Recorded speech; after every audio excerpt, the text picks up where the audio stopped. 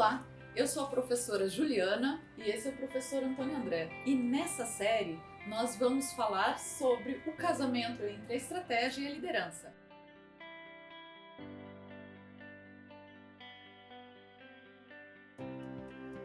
Sobre isso, hoje nós vamos falar sobre os impactos de diferentes culturas, empresas globais, o que elas representam, tanto para a estratégia como para a liderança. Como conciliar? Será que tem alguma saia justa? Será que realmente essas diferenças culturais, elas pesam?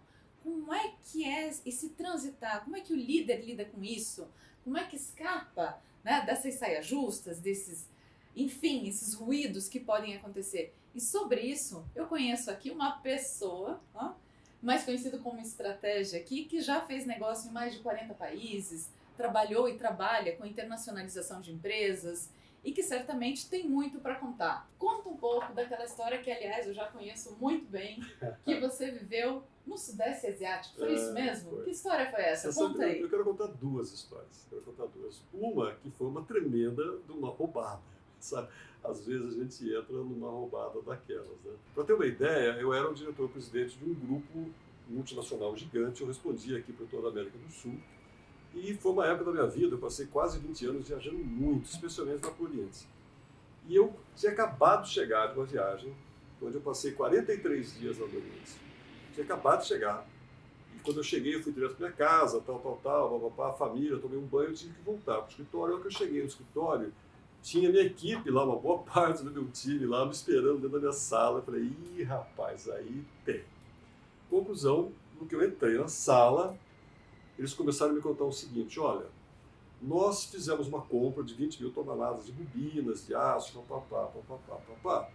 e essa bobina, esse embarque tem que ir para a Tailândia. E acabou acontecendo de que nós tivemos que soltar o navio e a gente não tinha recebido ainda todas as garantias de pagamento, que nesse caso se chamam cartas de crédito.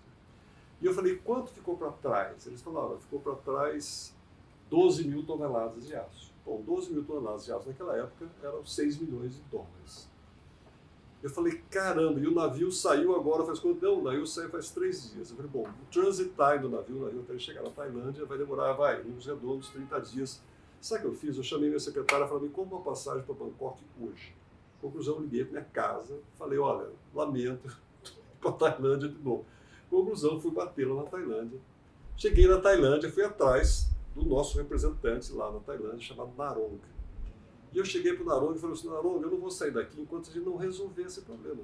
Sabe, porque o navio está vindo para cá, eu não quero que esse navio chegue aqui sem a gente ter vendido, sem a gente ter recebido as garantias de pagamento dessa tonelagem para o navio. Só para eu entender um pouquinho, você teve de se deslocar e voltar até lá, porque senão a empresa corria um risco de um prejuízo, é isso? De um prejuízo. Que representaria quanto esse montante? 6 milhões de dólares no primeiro momento.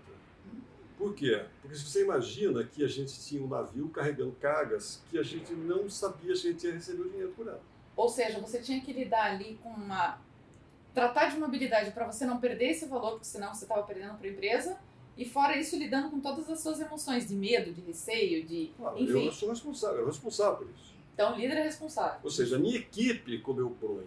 Minha equipe, sabe assim, chutou uma bola fora. E eu sou responsável por isso. Então eu fui lá, eu assumi a responsabilidade, voltei, pra você ter uma ideia, tinha chegado de manhã cedo da Ásia e voltei para lá na mesma noite. Conclusão, eu cheguei lá e sentei junto com o nosso representante, o cara que tinha feito parte desse problema aí.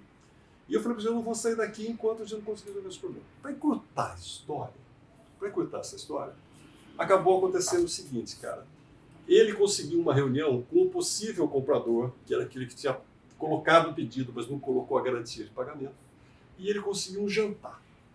E nesse jantar, chegou esse comprador, uma pessoa que estava acompanhando, eu e o tal do meu representante lá. E esse cara, o comprador, chegou, me cumprimentou, good evening, e conclusão, eles falaram em Thai a noite inteirinha. Eu fiquei lá quieto na minha, porque eu não estou interessado em conversar com o cara, eu quero resolver o problema. Quando terminou o jantar, nós descemos as escadas, assim, no restaurante tinha um segundo andar, e lá embaixo tinha um Jaguar, assim, o último tipo, com motorista, tal, esperando por esse senhor. Foi aí que ele resolveu se dignar a conversar comigo. Ele olhou para mim e falou assim, do you like my car? Ele falou, você gostou do meu carro? Eu falei, oh, very much so, congratulations. Ele falou, muito, parabéns pelo seu carro. Ele falou para mim, I have two, ou seja, eu tenho 2. Pegou, entrou no carro e foi embora. Eu falei, bandido, né? Olha só que coisa. Conclusão, eu cheguei lá para o representante e falei, e aí? Não, porque isso, porque aquilo outro. Eu falei, cara, é o seguinte, meu, você vai arrumar outra reunião com esse sujeito. E eu vou tratar com ele agora. Demorou uns 4 dias para conseguir essa reunião. E essa reunião aconteceu no escritório dele. Lá na Tailândia tem um rio que chama Rio Chapia, que ele corta assim Bangkok inteirinho. E o escritório desse cara era um escritório lindo, maravilhoso, um prédio lindo, maravilhoso, tinha uma vista assim, espetacular do Rio Chapia embaixo. Na hora que nós entramos ali na sala, eu falei para ele, olha, nós compramos a mercadoria, nós embarcamos a mercadoria confiando no seu pedido. Mas o senhor não honrou o seu pedido, porque o senhor nos deu as garantias de pagamento. O navio está em curso, agora está vindo para cá. E eu quero saber se o senhor vai pagar pela carga.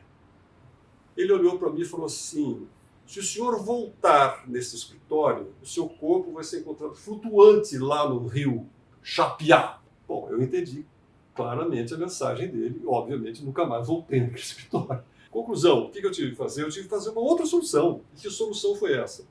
Eu tive que encontrar lá um distribuidor de aço. Eu fiz um contrato com esse distribuidor de aço. Eu falei, eu vou colocar 12 mil toneladas de bobinas de aço aqui para você. Você vai vender essas bobinas aqui no picado. Nós vamos abrir aqui uma conta corrente.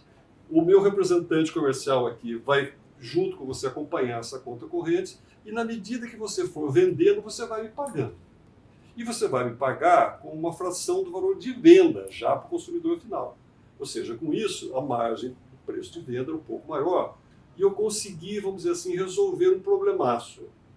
Nessa operação toda aí, que me deu um desgaste gigante, a empresa terminou assim, o que a gente chama de black zero, sabe assim? Se ganhou, ganhou um trocadinho, se perdeu, perdeu um trocadinho, entendeu? Mas isso é para você ver que de vez em quando a gente entra numa das roubadas, porque tem o seguinte, cultura diferente. E a pergunta que eu te faço é, o que aconteceu ali? Você trouxe uma questão que eu falo, que é básica para a liderança, que é a questão da confiança. Foi. Vocês, como empresa, confiaram, né, na pessoa que compraria o aço. Isso. E essa pessoa não teve a palavra Isso. de ser uma pessoa confiável. Teve alguma questão de cultura? Que erro, que desajuste? Como você traz isso? O que você aprendeu com isso? Qual é o aprendizado? Você sabe uma coisa? O aprendizado é o seguinte, de que, em primeiro lugar, a empresa que eu trabalhava era uma empresa alemã e, de um modo geral, os alemães são pessoas extremamente corretas. E quase sempre que um alemão assume um compromisso, ele vai fazer tudo que tiver ao alcance dele para ele honrar o compromisso que ele tem. Agora, isso não acontece em todos os países, não acontece em todos os lugares. Existem culturas onde esse tipo de tramóia que eu acabei de contar aqui, ela é mais ou menos corrente, sabe? Acontece com uma frequência. Então, o que aconteceu ali? Eu acho que foi um pouco de ingenuidade da minha equipe, entendeu? Eles estavam achando que todo mundo atuava como nós. E a gente sabe que nem sempre é assim, né? O mundo não é feito só de pessoas honestas, tá certo? Então, tem essas questões culturais e questão moral. Você trouxe uma questão extremamente importante. A gente fala de ética e de moral. Ética é aquilo que nós admiramos universalmente, como a questão da confiança, a questão da palavra, não é? E a questão moral é muito ligada também aos costumes. Então, muito do que é costume aceito em determinada cultura não é aceito em outra cultura. Então, está aqui algo para a gente refinar como liderança. É algo admirável? Será que essa prática da minha empresa, no meu país, cabe no outro país? Porque assim é uma forma de você ser menos ingênuo, como você trouxe, é isso? E menos vulnerável. Né? Menos vulnerável. Ou seja, entender que nem sempre a moral de um grupo social é a mesma de outro grupo social. Vale aqui a gente, mais uma vez, reafirmar a questão da ética como um padrão ouro para a liderança. Ética é tudo aquilo que é admirado universalmente, como lealdade, honestidade, verdade, respeito, porque isso deve ser e é admirado em qualquer lugar do mundo.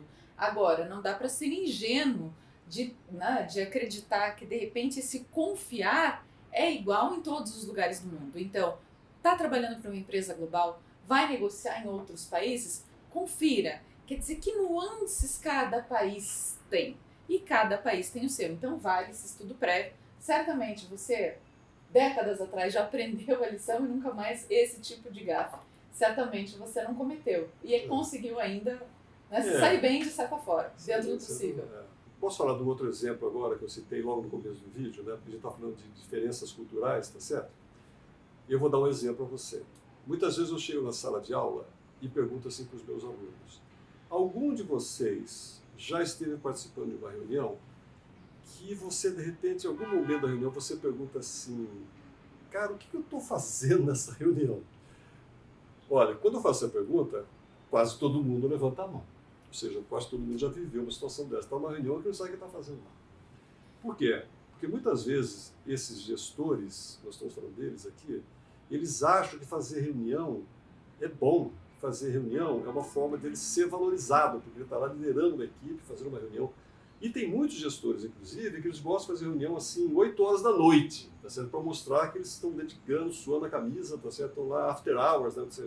Muito tarde trabalhando. A cultura do burnout, você quer dizer. Exatamente. Vamos levar o burnout, que é outro tipo aqui. Nessa empresa multinacional alemã que eu trabalhei, a situação era muito diferente. Sabe como é que era? Era assim, eu recebi um convite, por exemplo, hoje, que é dia 13 de setembro, eu recebi um convite assim: senhor Antônio André, o senhor está convidado para participar da reunião que vai acontecer no dia 13 de outubro, às 14 horas, lá no Trade Center nosso, na sala 1106. Essa reunião vai ser conduzida pelo Herr Dr. Fulano de Tal. Estarão participando dessa reunião a doutora Fulano de Tal, a Fräulein não sei das quantas, a senhora não sei das quantas, e ao senhor, nós pedimos ao senhor que, por favor, com antecedência de pelo menos 20 dias da reunião, o senhor nos informe as seguintes, nos mande as seguintes informações: isso. O objetivo dessa reunião é reunir todas as informações, mandar antecipadamente para todos que estão participando, para que vocês possam compartilhar essas informações. E aí, quando nós sentarmos para nos reunirmos nessa data aqui, no dia 13 de outubro, todos vocês sabem exatamente do que nós estamos tratando e exatamente que decisão a gente quer. Conclusão, nós mandávamos no dia combinado lá os relatórios, nós recebíamos os relatórios de todos que estavam participando da reunião, e no dia combinado, exatamente às 14 horas, a reunião começava. A reunião ia se transcorrendo, quando faltava 15 minutos para a reunião acabar, o cara que estava conduzindo a reunião falava assim: nós temos 15 minutos para tomar uma decisão. Ou a gente toma essa decisão em 15 minutos, ou nós vamos ter que marcar uma outra reunião, porque o nosso tempo vai acabar. Mas o que acontece? Todo mundo estava naquele reunião, sabia exatamente o que se esperava de cada um, todo mundo tinha o mesmo nível de conhecimento sobre o assunto. Isso significava o seguinte, que a tomada de decisão ela era uma coisa que a gente discutia, e os 15 minutos finais a gente tomava a decisão. Ou seja, isso é um modelo, por exemplo, muito eficaz. Esse é um modelo alemão, por exemplo, que eu aprecio demais. Aliás, que deveria ser regra, né? Reuniões, elas precisam ter um objetivo claro, com início, meio e fim e algo a ser definido. Agora, o entendimento dessa reunião é que distorcido por vários. Muitos querem ali demonstrar um ego, né? Fazer uma gestão no próprio umbigo. Isso não é liderar, isso é ser chefe. Liderar é ter objetivo a ser atingido. Por isso o casamento da estratégia e da liderança. A estratégia propõe, a liderança garante que a estratégia será cumprida. Muito bem, professor Juliano. Muito obrigado pelo papo. Nada. Continue assistindo o nosso canal. Se você gostou, dá aí o seu like, compartilhe com seus amigos e conhecidos. Se você tem alguma sugestão ou comentário, faça seu comentário embaixo aqui, que a gente vai responder para você. Muito obrigado pela sua audiência. Obrigada.